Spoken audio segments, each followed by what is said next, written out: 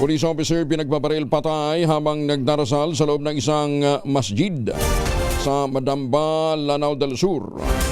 Detalye na balita mula kay Jun Di Makutak, Aris 19. Assalamualaikum, Brother Jun.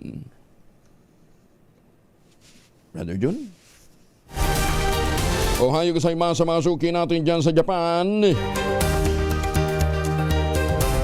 At magandang umaga din po sa mga suki natin dyan po sa Pulumolok.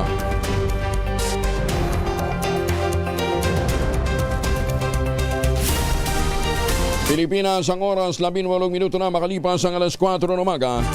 Balikan na natin si Jun Di Makutak, Brother Jun. Alaikum assalam, Brother Angel. Dead on the spot si Police Chief Master Sergeant Alyuden Sarangani makaraang makailang beses itong paputukan sa likod habang nagpe-perform ng Isha prayers sa loob ng isang masjid sa Barangay Uyaan, Madamba, Lanao del Sur.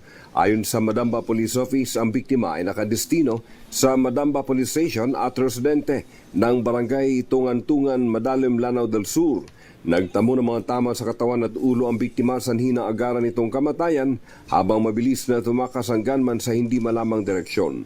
Nabatid sa nakabilang sa isang malaking angka ng tribong Miranao sa Lanao del Sur ang biktimang si Chief Master Sergeant Sarangani na pinangambahang mauwi na naman sa isang rido ang insidente.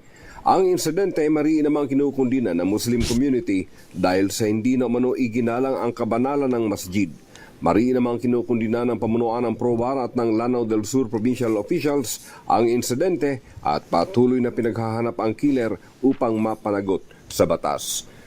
Mula sa Central Mindanao, RH19, Jun Di Makutak, DZRH, una sa Pilipinas, una sa Pilipino. Sukran, Jun.